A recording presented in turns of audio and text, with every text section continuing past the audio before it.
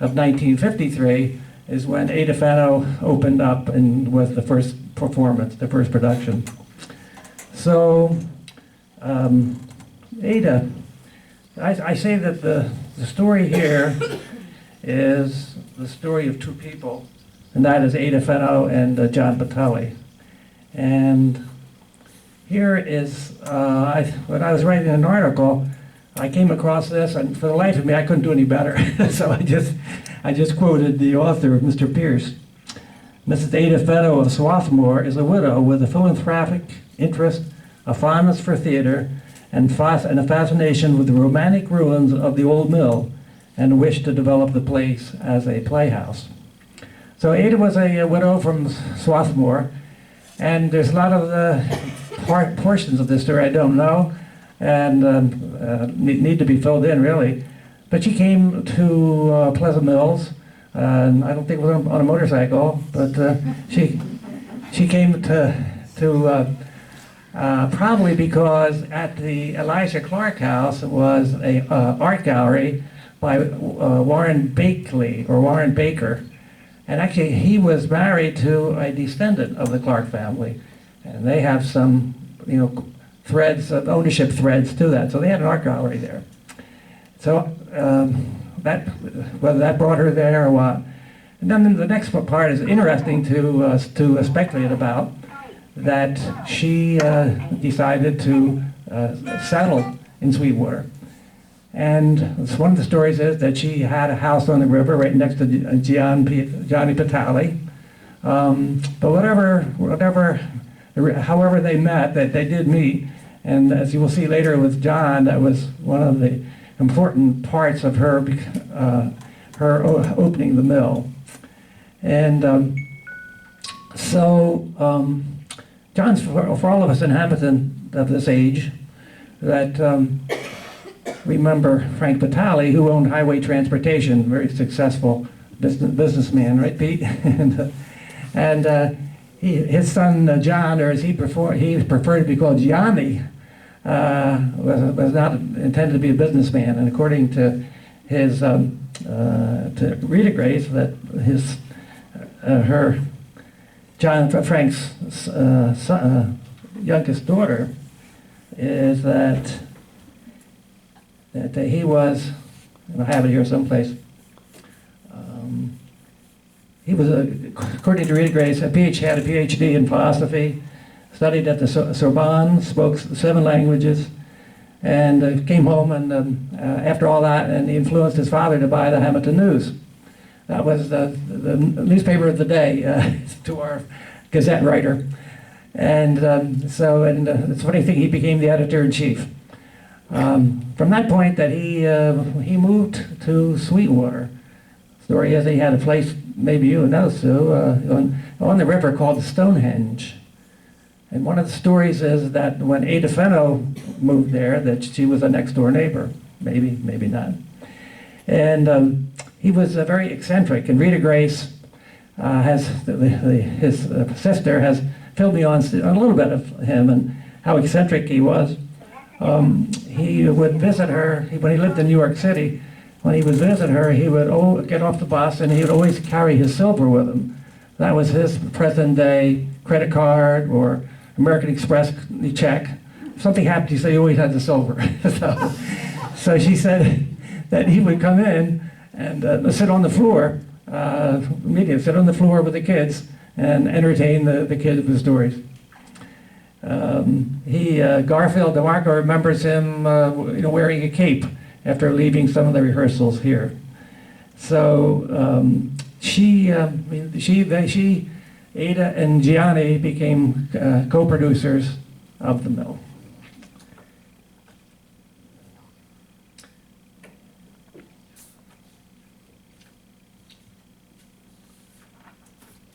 So with that, I'm going to read this. It was written by a local writer, and it talks about the start of the mill.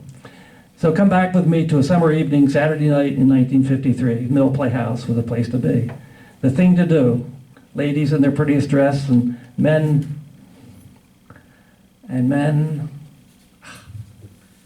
with men with jacket and tie. Entering, you are struck by the scenic design of the interior that retains the mill ambiance, a large window on one side overlooking the trees in the courtyard, with a stream running through it. It's a summer stock theater. Admission $220 for adults, $165 for children. Wet shows: Tennessee Williams, Streetcar Named Desire, Pajama Game, Noel Coward's Dinner at 8, Bell Book and Candle. You may see budding future stars such as Tony Perkins, Dinah Merrill, Robert Aldo, Ephraim Zimbalist Jr.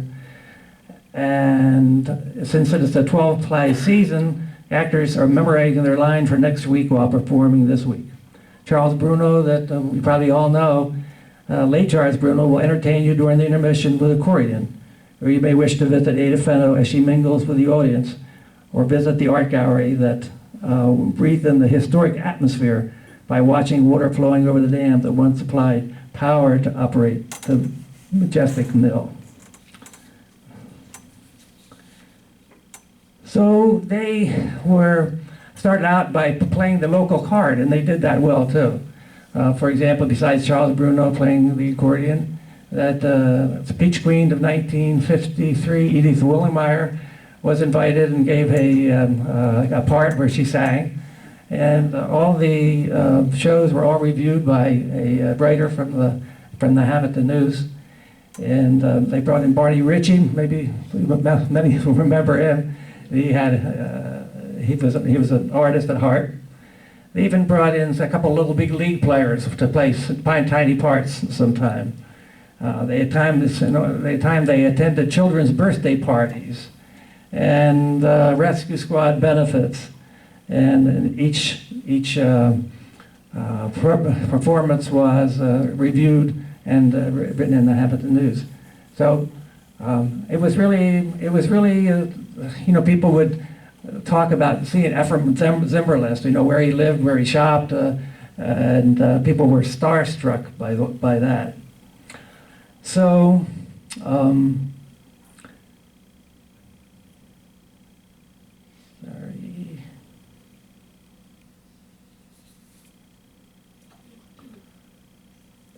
So 1953 was the opening, and it succeeded well. Continued in 54 and 55, and then as I researched the reviews in the Hamilton News, that they stopped. It was interrupted in 1956, and there was a story a little later that Ada had gone to Europe on a shopping trip for antiques, and brought him back for the Mill Playhouse art gallery. And so the next thing we know from the Hamilton News, that with all that, I mean, there's more. They tried a lot of different methods and different times and so forth. She put a heater in there to do the winter and so forth. But then in 1957, it's opened with the play. It was, I don't remember. But anyway, it was Gershwin's Crazy Lady opened, and then according to the Hamilton News reviews, that was the end. And but Mrs. Fenno stayed there. Stayed there all her life. She one of the houses on the property. Maybe you could point that out to where it is, and she called it her mill end. And one of my classmates who was there wrote something that I thought was so good in her visit. She recalled the ceiling was somewhere up there near heaven. I just love that line. I wish I'd thought of it. And then she continued, the whole complex courtyard in between the stream became my dream house, and has remained that to my day. So Ada never returned to Swarthmore, and many people that knew her, remember, but I couldn't get much information, from them other than she was nice. I think Rita Grace told me that she would invite people to lunch, and she would cook baked beans in a pot or something all overnight. And that was it. That was the lunch. There was nothing else. That's things like that. So she was a little eccentric in that way too. So when she died, that she left in her will, and it was a restricted covenant, and I'm not sure that she's the one who restricted it. I think that the restriction in the deed came from the Clarks. But anyway, it was willed to many people, including the town of Hamilton, and the town of Hamilton declined to buy it. So it's had since then it's been in limbo, and it has been a torturous history, Amy. And maybe you wanted to bring bring it to us some of the things that happened like the last 50 or 60 years. But it was to me, the whole story of the Playhouse was, and it was inspiring time for Hamilton, and a history that I wanted to try to just present, and so that it could be, known forever for what it was. So as far as the mill is concerned, we don't know what that's going to be. We don't know what you're going to have for your next door neighbor. And so really this concludes my remarks, and perhaps if you want to come back and show where that house was next to her, if you have that. Okay, if you're looking for that. And in the meantime, is there any questions for Emily? Yes. You said you were able to get inside there, a couple of years ago? Can you get in there today? I mean, is it possible to do a little tour? Well, there was a guy that supposedly purchased it like 2 years ago and took a bunch of us for a tour, and honest to God, like all the costumes are still hanging there. It's so It's in really bad repair. It's dangerous actually to go get in there now. The floors inside where the theater is, the floors are starting to cave in. It's quite dangerous. So what do you think the future will bring of that? They're trying to sell it for $50,000. Okay, and who's trying to sell it?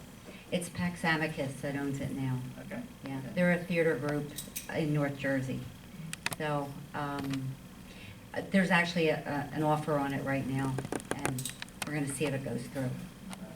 We're still, in that process.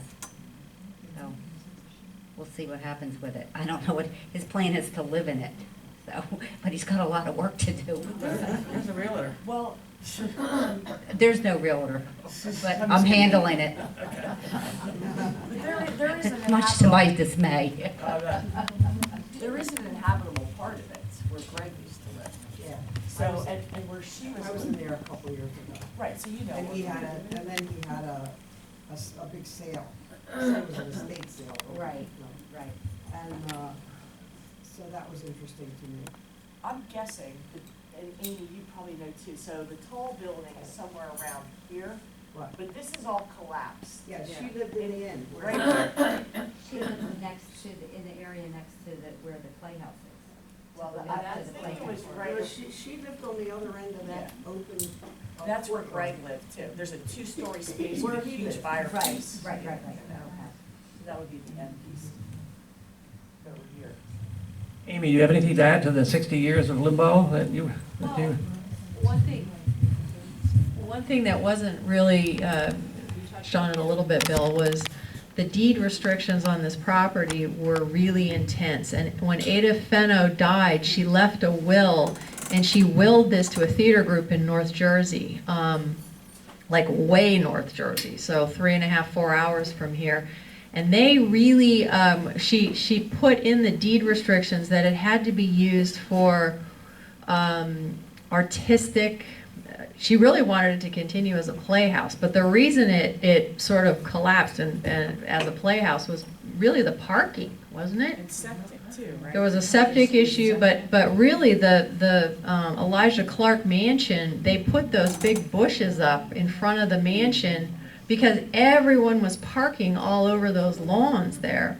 And so it became really it became a traffic control problem, and that's why they ended up really shutting the Playhouse part down. But in her will, passing this on, she really wanted it to be used as an artistic retreat and have some sort of classes there, art classes, pottery, things like this, so that it would, in the spirit of what she saw it to be, in a beautiful little hamlet that's quiet and that inspired artists. And she wanted that to continue But unfortunately, it got a few people in there that, there was a man named Paul Lightman that lived there for many years. I was in Remember, there then, you too. remember Paul? Yep. Well, actually, the Old Historic Society, the Mhm. Historical Society, we went there with Joe Wilson Yeah. and sat around in that living room, Mhm. or whatever that room is. Right. Remember that? Well, the living room was amazing. You walk through this big heavy wooden front door, and to the right is a giant stone fireplace with a loft above it where there used to be a bed up there. And then a big hardwood floors with a giant vaulted ceiling that kind of has a big arch-shaped window. Yeah, and that's still there. Right, It's not and- even broken.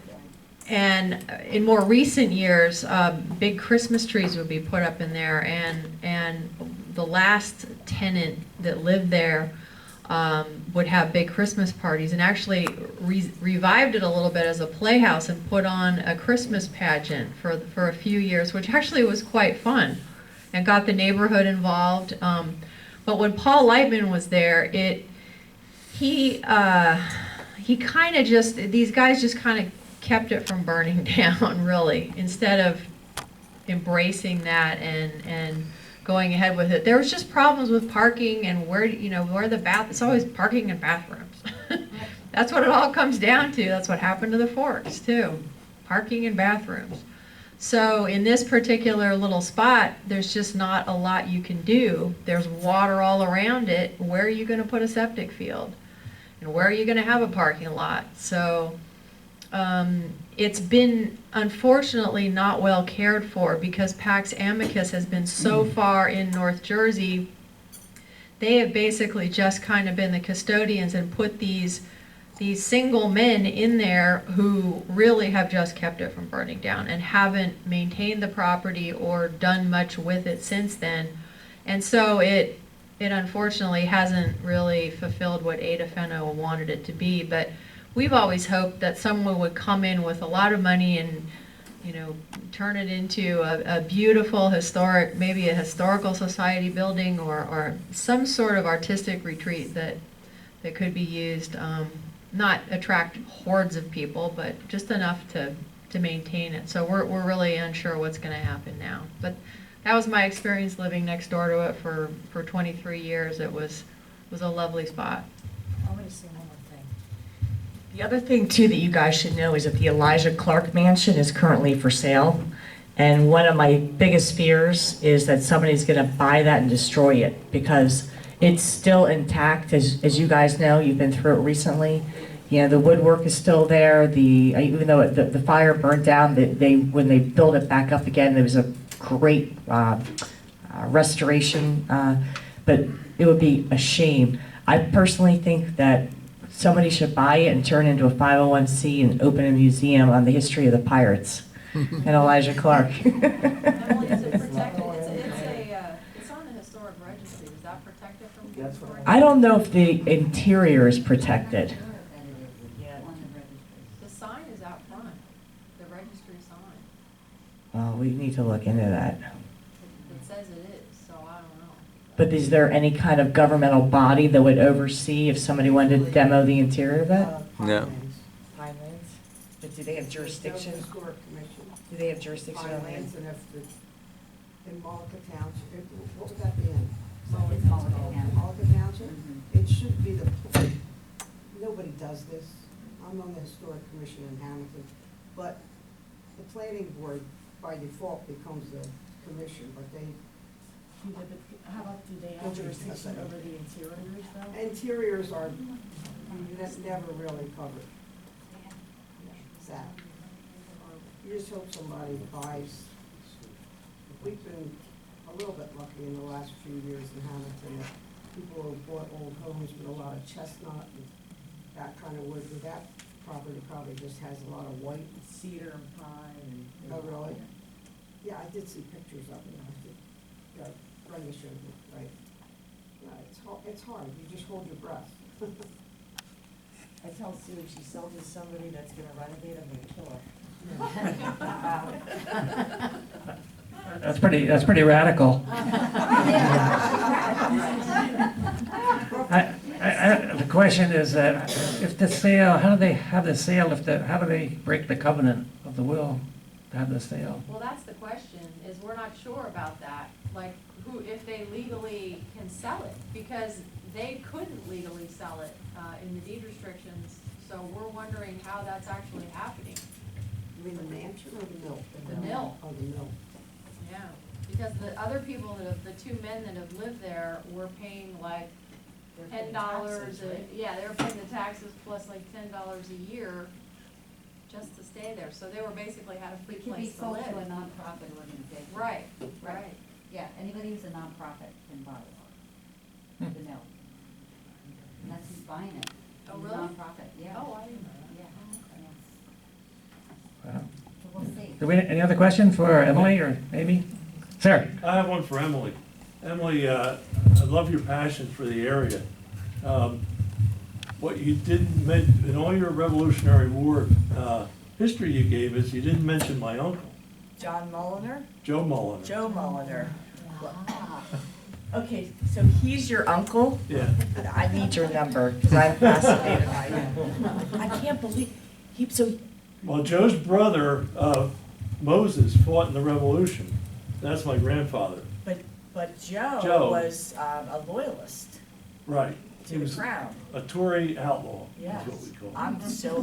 I'm obsessed with him too. He didn't have any relationship to the mill. Do you have any more history on him? I have a load. Do you? I've read everything that's been published. I was on it. baptized in the church right there. Oh, were you? Both my parents were born in Badstow. Wow. I would totally want to talk to you. Does anybody know any of the Van Sants? That's the other family I'm very fascinated by. I would love to know more about the Van Sant families, the shipbuilders. I know a descendant of the Van Do you? Zants. Captain Van Sant's another guy I'm like very intrigued by. So, all right, we'll talk after. Any other question? Anthony? Yeah, we got the 50/50. 50/50 is worth $39. Before we have Yeah. that, does anybody live in the park? I know. I was gonna say it, I was gonna say that. I'm gonna mention. Say yours? Oh, okay.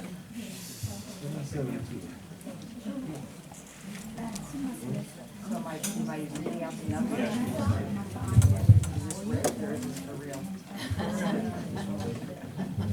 $9 for the winner. $30? All right, you guys ready? 182718. Thanks, Emily. See that?